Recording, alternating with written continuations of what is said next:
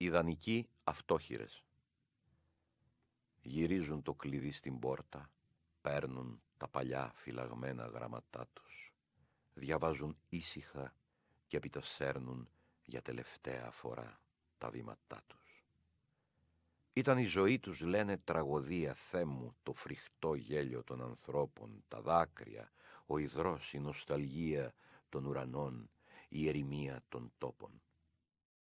Στέκονται στο παράθυρο, κοιτάνε τα δέντρα, τα παιδιά πέρα, τη φύση, τους μαρμαράδες που σφυροκοπάνε, τον ήλιο που για πάντα θέλει δύση.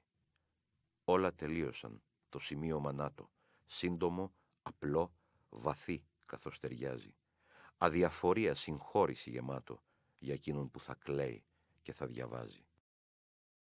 Βλέπουν τον καθρέφτη, βλέπουν την ώρα, ρωτούν αν είναι τρέλα τάχα ή λάθος. Όλα τελειώσαν, ψιθυρίζουν τώρα. Πως θα αναβάλουν, βέβαιοι, κατά βάθος.